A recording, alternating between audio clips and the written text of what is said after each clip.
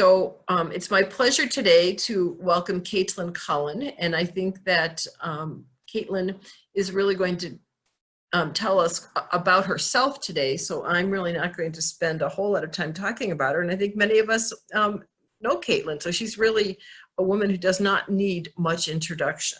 But Caitlin, do you want to unmute yourself? I'm on it. Hi, guys. Hey, Caitlin. How are you today? Oh, I'm good. I am a little tired today. It's one of those weeks, but I'm good. Well, you know, we did think, and we talked about the fact that even though you've been a friend of Rotary for a while, there are a lot of people that really may not know just a little bit about you and where you've come from and how you ended up falling in love with cooking and things like that. So do you want to just tell us a little bit about your background? Oh, Lord, how long do we have? I am a high school English teacher and high school principal by trade. I'm from the Metro Detroit area, born and raised there, and really got into education because I felt like I wanted to help young folks become adults. I don't know, become people. I had a lot of support growing up and was really compelled as an adult looking back to see how many people had their hands in my success, right? How many support systems I had. And so got into education and worked in two significantly different ends of the spectrum. I worked for Detroit Public Schools the year they filed for bankruptcy, and I also worked for embassy school in the Dominican Republic for rich Dominicans and ambassadors' kids. So worked at both ends and realized that I didn't feel like I could affect enough change in education, and so I overcorrected and moved to Milwaukee, Wisconsin from the Dominican Republic on a whim and started applying for every job I could find on Craigslist cooking food. And so I did that pretty much nonstop until people decided to give me my own restaurant. I don't really know how that even happened, but somehow because I'm white and I talk nice and I have a master's degree, I was able to convince a bunch of people that I should own my own restaurant after 4 years in the industry. And we've been here ever since. Great.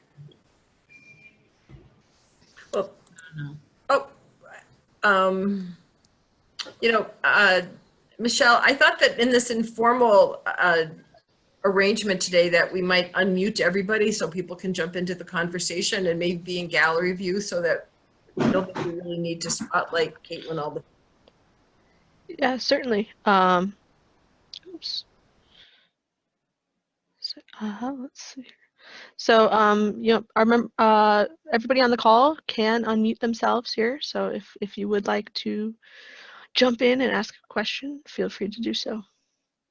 Caitlin, did you have friends here in Milwaukee that brought you here? Why Milwaukee out of the blue? I hate answering this question because I wish I had done it differently. I closed my eyes and pointed at a map because I wanted to be back in the Midwest, but I didn't want to go back to Detroit. And so that's literally what I did, like on my desktop in my classroom. And Milwaukee, I think Oconomowoc, or maybe it was like New Berlin. I was really close and was like, well, Milwaukee looks nice. And so I came here. And I did have a friend that I went to college and university with, and she and her fiance lived here. So it wasn't like there was nobody, but I had never been here, and they showed us around town, and people were so nice. And every time you like walk into a building or out of a building, everyone was like, hello, good afternoon. And that really hit home with me, so I stayed. We're glad you did. Me too. So you gave up last week. Our speaker was McHenry from the Milwaukee Science Academy. Yeah. Do you have any overlap with them or anything? In your, Milwaukee. Oh wow, Milwaukee. Yeah. I'm on a recorded call. If we cannot slam stuff. Milwaukee Academy of Science. Yeah. Yeah. We have a lot of young people who have gone there for school. So we've got 2 MAS graduates who have worked here on and off. One of my best friends, her partner works there. We've got a nice connection with a lot of different schools in the area. I'm going to mute you real quick and just explain to this group again that I'm on this call and to stop yelling in the back. Profanity, profanity, profanity. Hi. Yeah, no, we have a lot of really good relationships with a lot of area schools. So not only like MAS, but the Brown Street School, we've got Milwaukee College Prep. We do a lot of work with them just because of their proximity. And we really just like kicking it with like-minded individuals, and a lot of schools are those like-minded individuals, right? They're good resources not only for the young people who are maybe in high school who work here at the restaurant, but also some of the young ladies who are in their early 20s who have, you know, kids who are coming into K4, K5 and really need to find a place to situate themselves. So yeah, we like our schools. I wish I liked MPS more, but I like our charter schools in the area. So, Caitlin, you have really been showing the way for how to pivot and continue to make a difference in the community during this COVID time. And you first, you know, opened up your soup kitchen, if that's what we have learned to call it. And tell us a little bit about how that, you know, the rise and then the need to move into something else happened. Yeah. It really became, well, I've said it before and people are like, no, you're kidding, but I'm serious. We've been going out of business pretty much the entire time we've been open. Like the Tandem is not designed to be a profitable enterprise. We were way mission focused. This was my first business. I'd only worked in a restaurant for so long.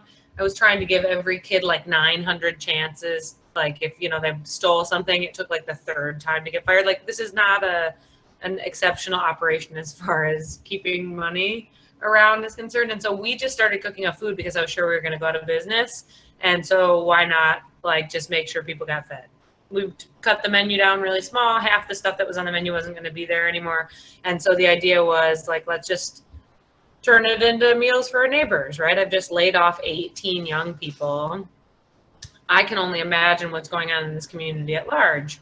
And people really, and that really resonated with folks. And so we just kept doing it. And it was really cool. Milwaukeeans stepped up huge to support us. I mean, you guys at Rotary gave us $5,000 to keep food going out. And I think because people know me and know the relationship that I have with like taking care of my community and not trying to take money at the detriment of other folks, people really trusted their money with us. You know, dollar for dollar, you could see that we gave this amount of money, this amount of people got fed. And so it was really just a happy accident that's kept us going this whole time and has helped support a lot of people.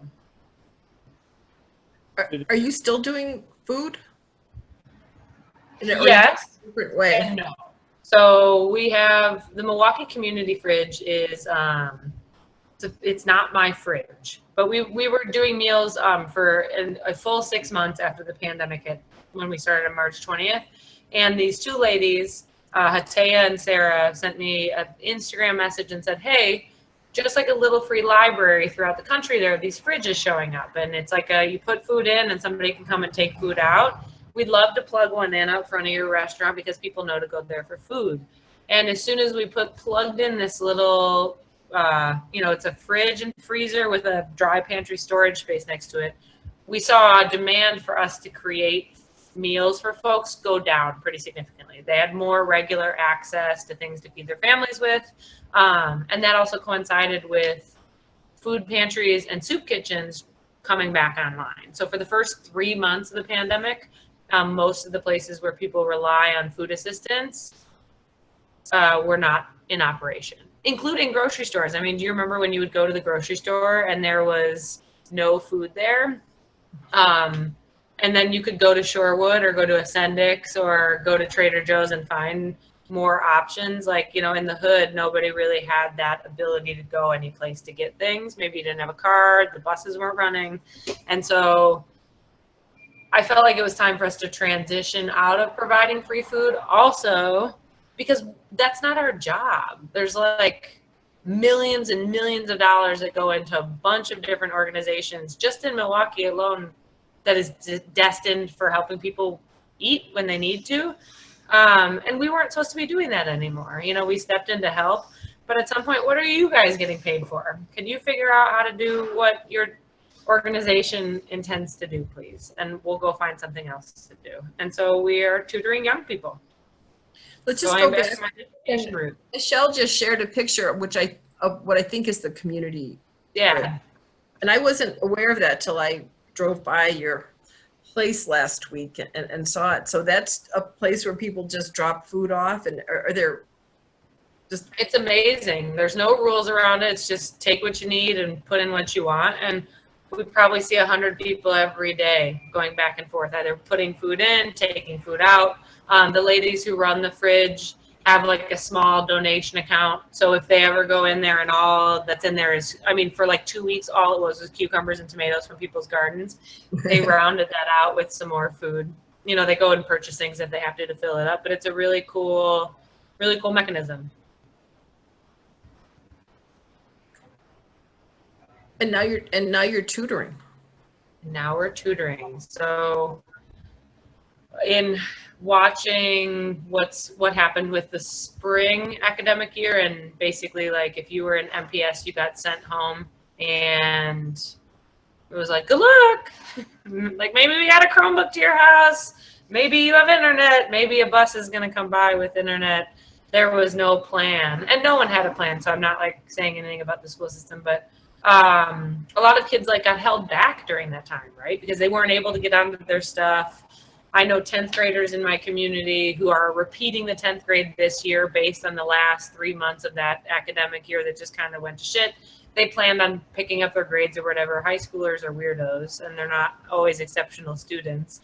And then looking at this coming academic year and seeing that, you know, you're supposed to stare at a screen while a teacher talks at you, doing their very best to keep you engaged, starting at age 5, all the way through high school, and you're supposed to just sit there. And if you're lucky, you get out at 12:30 and you're allowed to do independent study. Some kids are out at 2:30, some kids are out at 3:30, but we're looking at a group of young people in my community who fall through the cracks in a regular school year, where there's attendance, and someone who comes to your house if you don't show up to school, and where you're getting fed regularly, and when you have access to all the resources and there's a human body standing in front of you. And so I panicked and basically thought, like, I can't, if that 10th grader who got held back and is repeating 10th grade digitally this year gets held back again, that kid's never finishing school.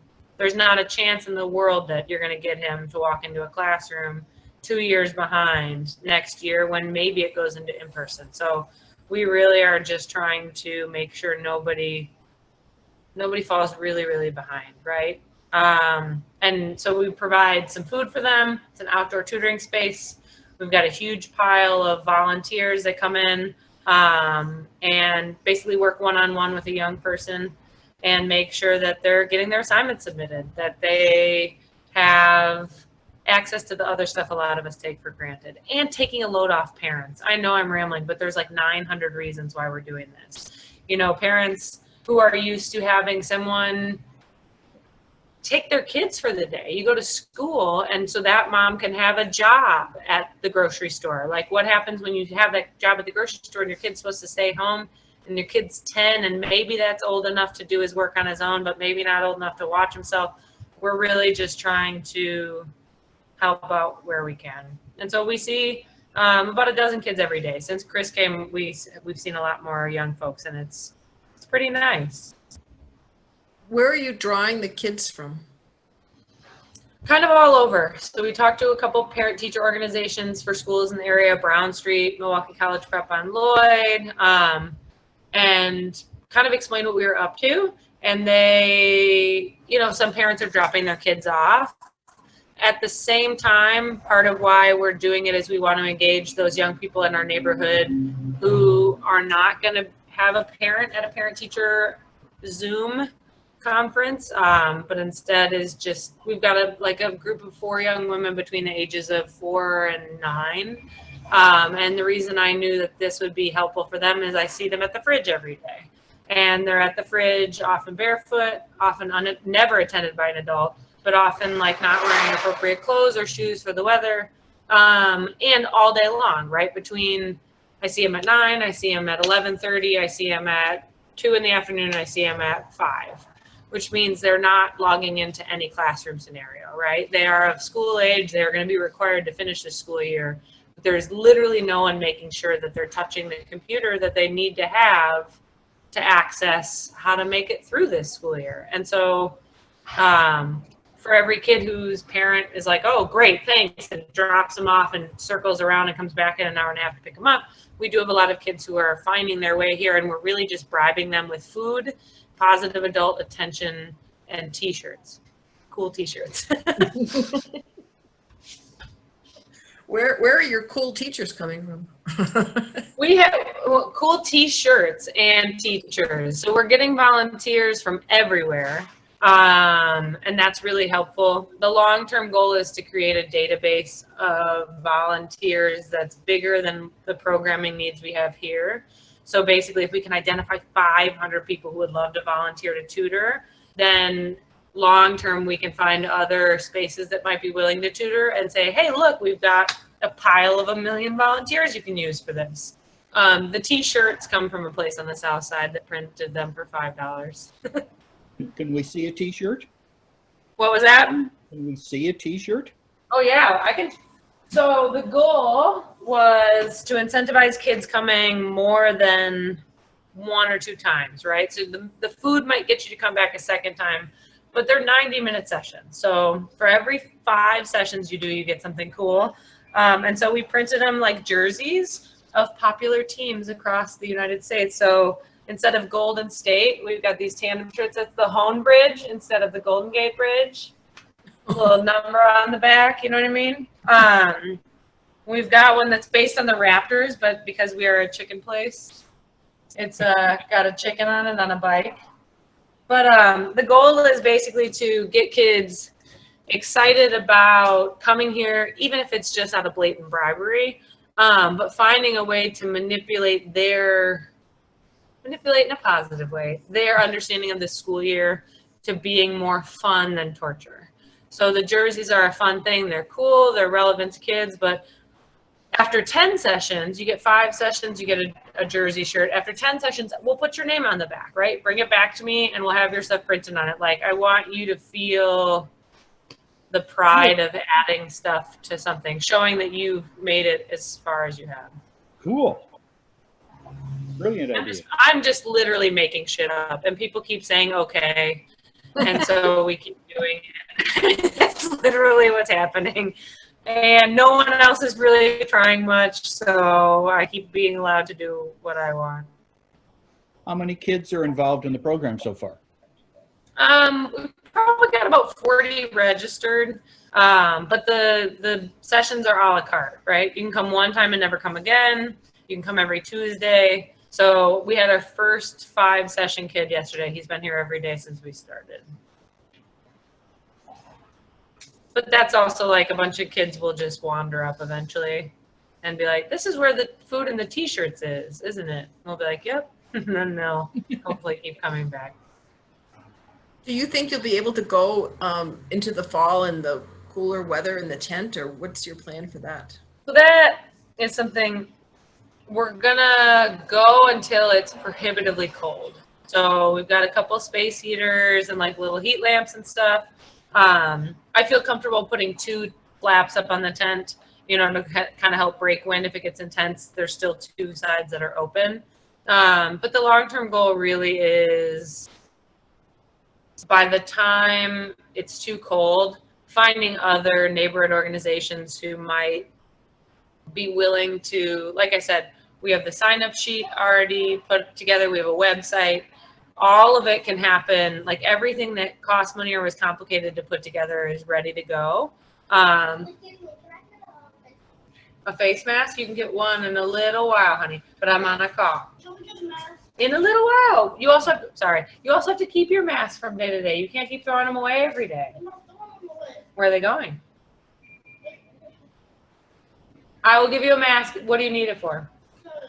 Because for tutoring. Tutoring is not for like 3 hours. Do you want to say hi to some people on the camera?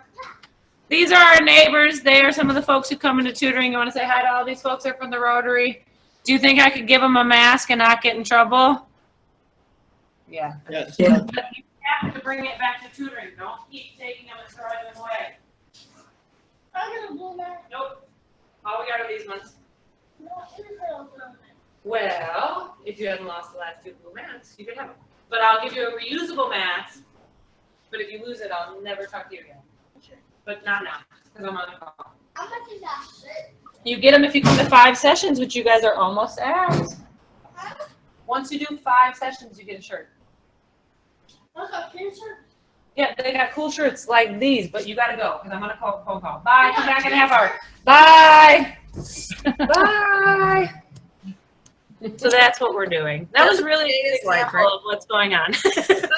So we have always wanted to, especially during the pandemic, but even before then, become a space where people feel comfortable in community as a resource, right? Something like, do you need something? Do you need to feel safe? Do you need to feel fed? Do you need a mask? Do you need to know that an adult will talk to you when you say something to them?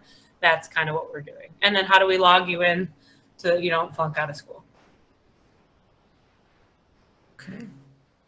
So Caitlin, somebody started to ask you a question before we went live here, and it was, what are you most proud of all that's happened in the last, let's say 4 years, and you could have 2 or 3 answers. It doesn't have to be one. Yeah, I really struggle with that answer because there's a lot we've been proud of, right? Like I've been proud of every kid who's left this restaurant during regular times and gone on to better things, whether that be like a job in healthcare or a job as a police officer or a job at Sanford, right?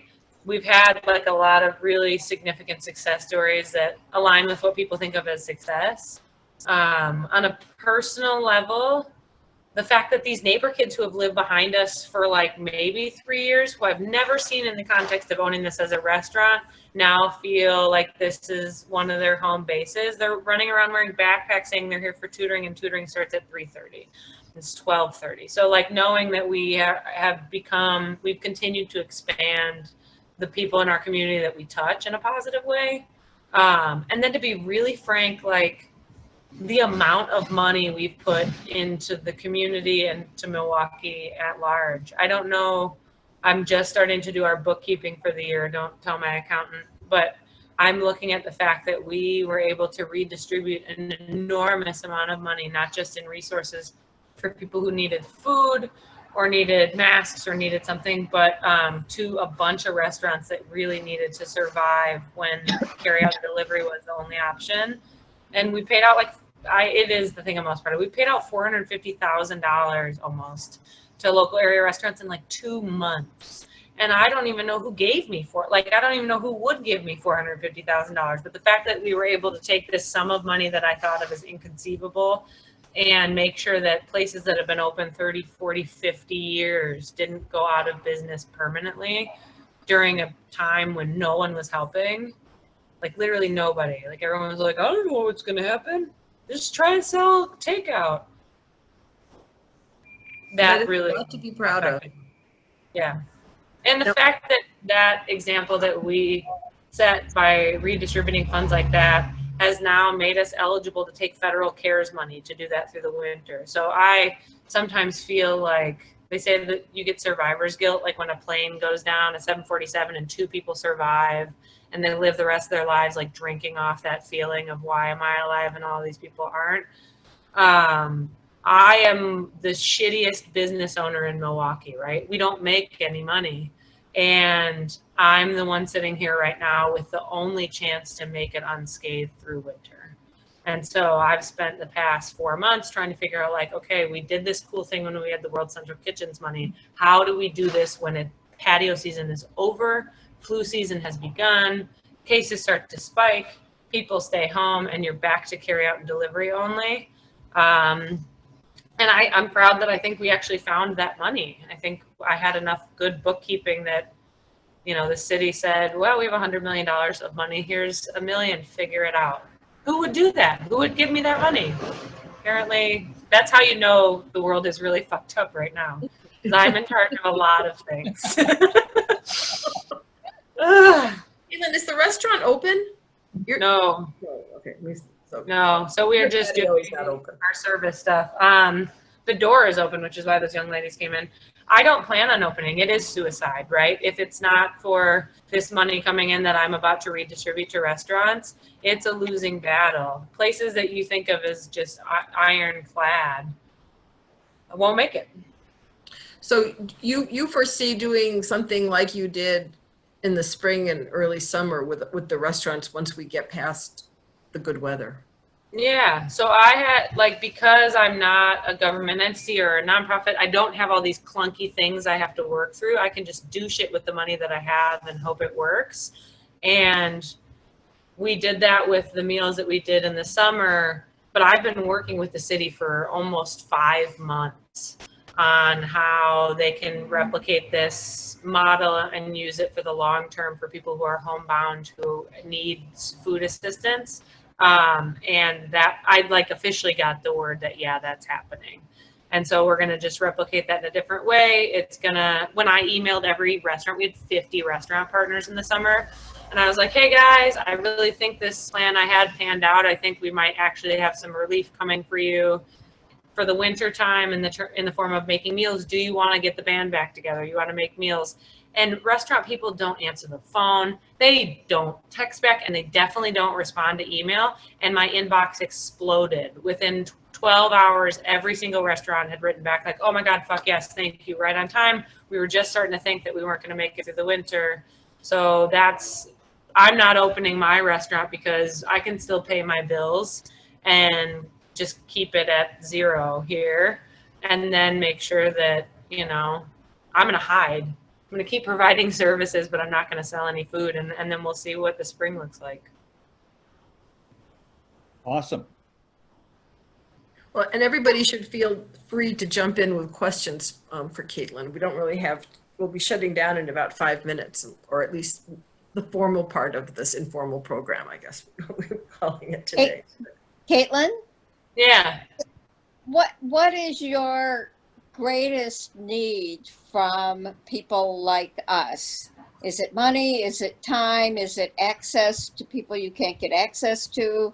Although I would find it hard to believe you have that problem. But what do you need from people like us? Right now, stuff like this. To be honest, like being able to talk through this, have a couple extra people know what we're up to, having connections like this where eventually if there is some sort of resource I need, like I can reach out to folks. But right now I don't need money. When people ask what to do, what can I do? I say like, you can put something in the fridge outside, right? Or go eat at a restaurant that you really care about. And spend a bunch of money on shit that you don't need, or you know what I mean, like support something that matters to you. I'm happy to raise my hand and say like, we need help when it happens, but for right now, I don't believe in taking on more help than we need as we go. Like there will be a fundraising call soon enough where I say, like, hey, this organization is offered to match something. When that comes, when the match money comes, then I would like money because if somebody else is going to double what happens, that'd be great. But otherwise, yeah, just keep inviting me to talk to stuff. It helps give me a break in the day and keeps me from going insane. Well, we are always glad to talk to you, Caitlin. So. Yeah, I always really like hanging out with you guys. Any more questions for Caitlin? I see Carl just turned his video on. Do you have any questions, Carl? No, although I think it's great what you're doing, Caitlin. I was there with Joe Bartolotta in his last days with the YPO thing you hosted. Yeah. I don't know if that ever produced anything good, but hopefully it did. It did. We had a nice little party here. Yeah, no, it did. I miss that Yahoo. Yeah, me too. Well, I was there for the whole time. I just had too much background craziness going on. No, I knew you. I saw that you came on early. It was great. Yes. And then we just saw your video pop on. Teresa, did you have a question? Oh no, I thought okay. Well, I think we can let Caitlin get back to her peeps.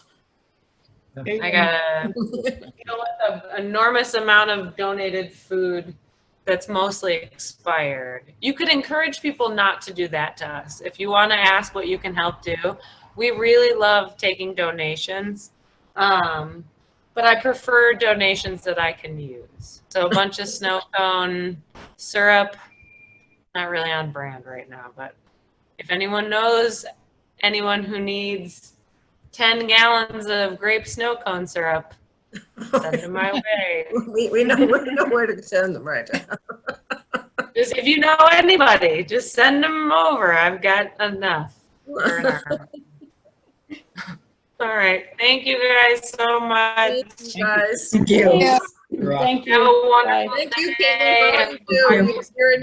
You inspire us. Yes. Well, thank you. I hope I inspire somebody. Bye, guys.